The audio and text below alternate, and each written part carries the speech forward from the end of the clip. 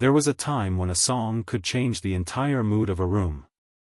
The moment that familiar beat came through the speakers, people stopped talking, smiled at each other, and started moving. It didn't matter if you were young or old. It didn't matter what kind of day you had been having. When the music started, everything seemed to feel a little lighter.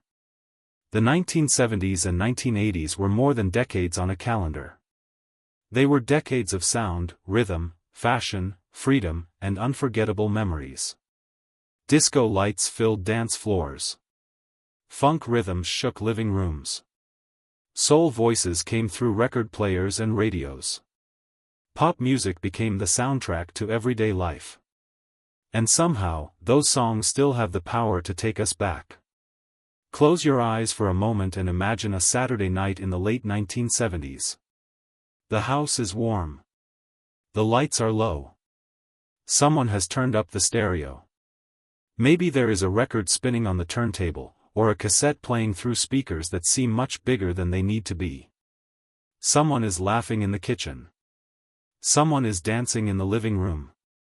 The adults are dressed up, even if they are only staying at home. The children are watching from the doorway, trying to copy the dance moves without quite understanding what makes them so cool. There were no smartphones recording every moment. No social media waiting to tell you how everyone looked. No endless notifications demanding attention. There was simply music. And people were present. Disco became one of the defining sounds of the era. The steady beat, the bass line, the shimmering strings, and those unforgettable melodies made it almost impossible to sit still. People danced at clubs, weddings, school events, parties, community halls, and living rooms. A mirror ball could turn an ordinary room into something magical. The lights would move across the walls. Shoes would slide across the floor. People would clap along to the rhythm. For a few hours, nobody seemed worried about tomorrow. They were simply enjoying tonight. But disco was only one part of the story. Funk brought something different. It had attitude. It had groove. It made you feel the rhythm before you even understood the song. The bass seemed to speak directly to you. The drums had a pulse that made your shoulders move. Guitar riffs, horns, keyboards, and percussion created sounds that felt alive. Funk was not just something you listened to. It was something you felt. And then there was soul. Soul music carried emotion in a way that few other styles could. The voices were powerful, honest, and deeply human. A great soul singer could make you smile, cry, remember someone, or think about a moment from your own life. That is one of the reasons these songs have survived. They were connected to feelings. Music was everywhere in those days. It came from radios sitting on kitchen counters. It played from car speakers during long drives. It came from jukeboxes in restaurants and diners. It filled shopping malls, roller rinks, neighborhood parties, and school dances. And when a favorite song came on the radio, you didn't simply skip it. You waited. Sometimes you waited all day hoping the DJ would play it. And when it finally started, you rushed to turn up the volume. Maybe you even grabbed a blank cassette and tried to record the song before the DJ started talking over the ending. Those little moments may have seemed ordinary at the time. But years later, they became memories. The 1980s brought another wave of energy. Music became bigger, brighter, and more visual. Pop stars became cultural icons. Music videos transformed the way people experienced songs. Television brought performers into homes, allowing millions of people to see the clothes, choreography, hairstyles, and personalities behind the music. Suddenly, a song wasn't just something you heard. It was something you could see. Young people copied dance moves from television. They tried new hairstyles. They wore bright colors, denim, sneakers, jackets, and clothes inspired by their favorite stars. And every generation had its own way of dancing. Some people had perfect rhythm.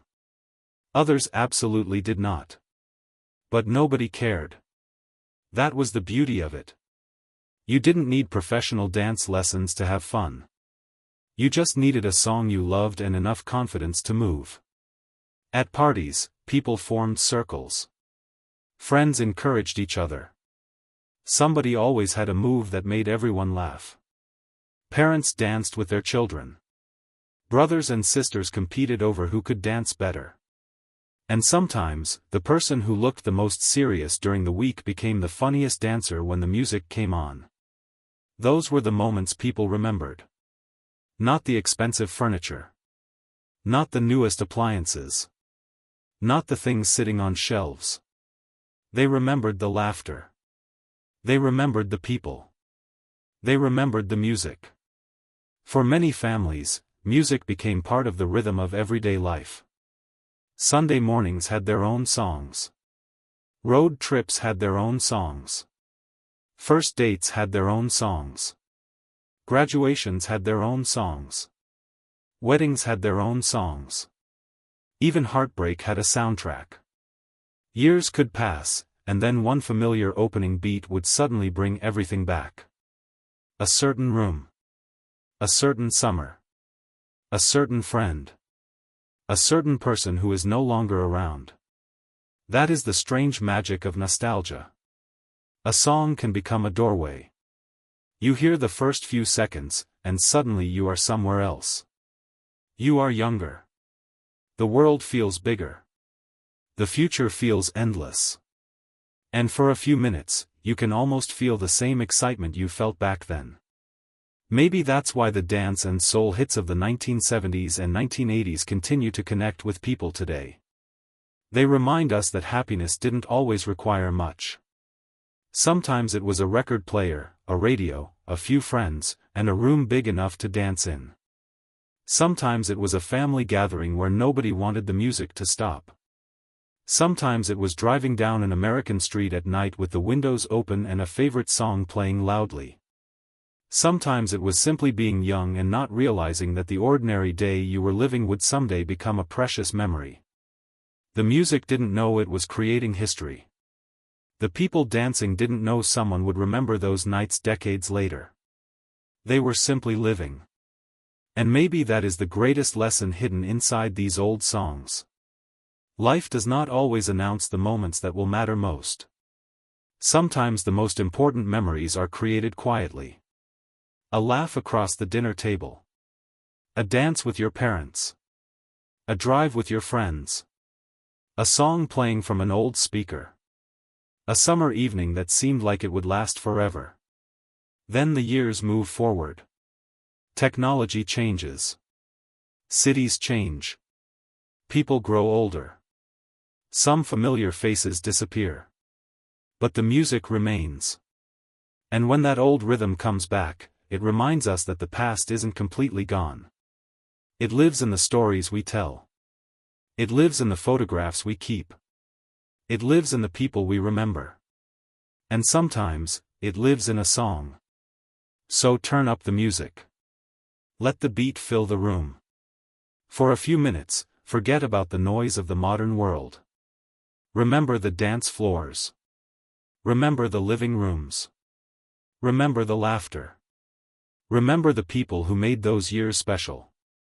Because nostalgia isn't really about wanting to go backward. It's about appreciating what came before us and carrying the best parts of it forward. The music of the 70s and 80s gave millions of people a reason to dance. And decades later, it can still do the same for us. The songs may be old.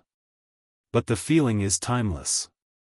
So wherever you are tonight, let yourself smile. Let yourself move. And remember that somewhere inside every great song is a little piece of the life we once lived and a reminder that there are still new memories waiting to be made. The beat goes on. And so do we.